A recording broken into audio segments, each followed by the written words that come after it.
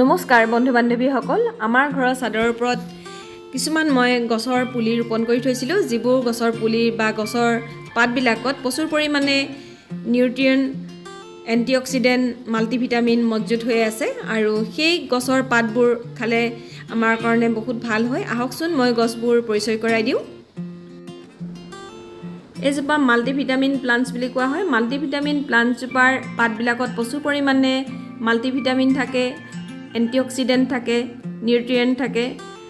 সকলোখিনি পোৱা যায় এই গছজোপাতে আৰু এইকেইটা সৰু সৰু পুলি দেখিছে এইকেইটা মই মাদাৰ প্লেণ্টৰ পৰা কাটিং কৰি উলিয়াইছিলোঁ আৰু এই পাতবিলাক সাধাৰণতে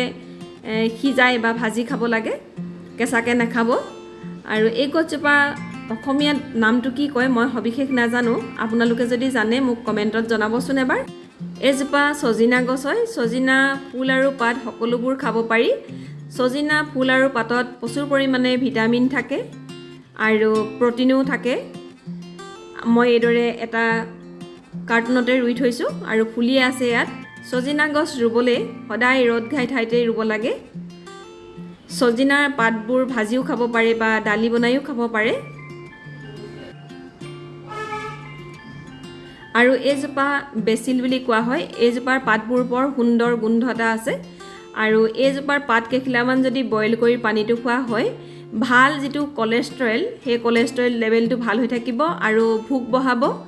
লগতে এই গছজোপাত বহু পৰিমাণে এণ্টিঅক্সিডেণ্ট মজুত হৈ থাকে পাতবিলাকত গুটি আৰু পাত ব্যৱহাৰ কৰিব পাৰি আৰু এইজোপা ৰাম তুলসী লগতে এজোপা আছে এইজোপা কলা তুলসী এই কলা তুলসীৰ উপকাৰিতাৰ বিষয়ে আপোনালোকে জানেই হয়তো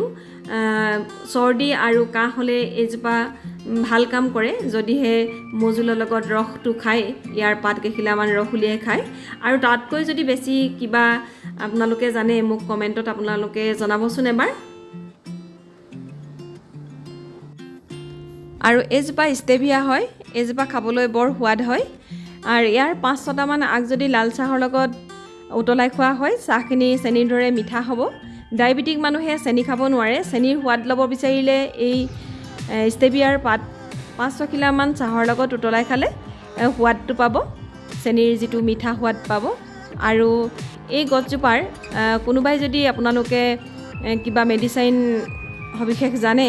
মোক জনাব পাৰিব কমেণ্টতে আৰু মোৰ ভিডিঅ'টো চাই লাইক এটা কৰিব ছাবস্ক্ৰাইব এটা কৰিব যদিহে ছাবস্ক্ৰাইব কৰা নাই